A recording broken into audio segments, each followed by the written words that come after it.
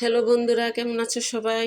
গ্রীষ্মের এই মৌসুমে আমার মতো অনেকেই হয়তো ডাঁটা সবজির তরকারি পছন্দ করো। তাহলে চলো তৈরি করে ফেলি চমৎকার একটি মাছ দিয়ে ডাঁটা সবজির তরকারি। প্রথমে আমি সবজিগুলো মেক করে ভালো করে ধুয়ে নিয়েছি এবং নিয়েছি কয়েক পিস মাছ। প্রথমে চুলায় একটি প্যান বসিয়ে দিয়ে দেব তেল এবং কুচি করে রাখা পেঁয়াজ কুচি। পেঁয়াজগুলো কিছুক্ষণ ভেজে নেব। ভেজে নেওয়া হয়ে গেলে দিয়ে দেব সামান্য পানি। পানি দেওয়ার কারণ হচ্ছে গুঁড়া মশলা দেওয়ার পর মশলাগুলো যেন পুড়ে না যায়। এখন দিয়ে দেব 1 চামচের 3 ভাগের 1 ভাগ হলুদের গুঁড়া, সেম পরিমাণ জিরা এবং ধনিয়ার গুঁড়া এবং 1/2 চামচ মরিচের গুঁড়া এবং পরিমাণ মতো লবণ। এখন সবগুলো মশলা একটি হাতার সাহায্যে নেড়ে কিছুক্ষণ কষিয়ে নেব। মশলার উপর তেল বেশি উঠেছে, তার মানে মশলাগুলো কষানো হয়ে গেছে। এখন দিয়ে দেব কয়েক পিস মাছ। মাছগুলো মশলার সাথে ভালো করে মিশিয়ে ঢাকনা দিয়ে কিছুক্ষণ কষিয়ে নেব। কষানো হয়ে গেলে দিয়ে দেব সামান্য পানি। পানি দেওয়ার পর মাছগুলোকে কিছুক্ষণের জন্য কুক করে নেব।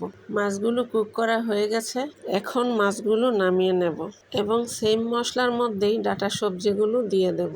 এ পর্যায়ে মশলা এবং সবজি ভালো করে নেড়ে মিক্স করে ঢাকনা দিয়ে ডেকে কিছুক্ষণ কষিয়ে নেব এবং এর ফাঁকে কুক করা মাছগুলোর কাটা ছাড়িয়ে নেব। কাটা ছাড়ানো মাছের তরকারি দেখতে যেমন ভালো লাগে, খেতেও সুবিধা হয়। এখন ঢাকনা উঠিয়ে আবারও একটু নেড়ে দেব এবং আবারও ঢাকনা দিয়ে ডেকে কিছুক্ষণ কষিয়ে নেব।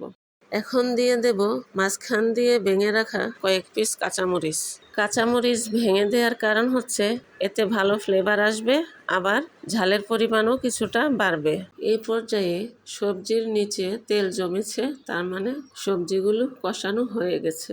এখন দিয়ে দেব গরম পানি এবং দিয়ে দেব কাটা ছাড়ানো মাছ। মাছ এবং সবজি ভালো করে মিক্স করে একটি ঢাকনা দিয়ে ডেকে 5 মিনিট ধরে রান্না করব।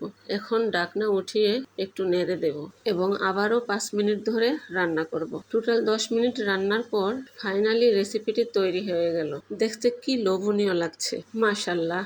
এরকম বাঙালি স্বাদের মজাদার রেসিপি দেখতে হলে কেউ যদি ভিডিওটি ফেসবুক থেকে দেখে থাকেন তাহলে আমার পেজটিকে লাইক করে ফলো দিয়ে রাখবেন, আর কেউ যদি ইউটিউব থেকে দেখে থাকেন তাহলে আমার চ্যানেলটিকে সাবস্ক্রাইব করে রাখবেন। আজ এ পর্যন্তই, দেখা হবে আবার অন্য কোনো মজাদার রেসিপির সাথে। সে পর্যন্ত ভালো থেকো সবাই। আল্লাহ হাফেজ।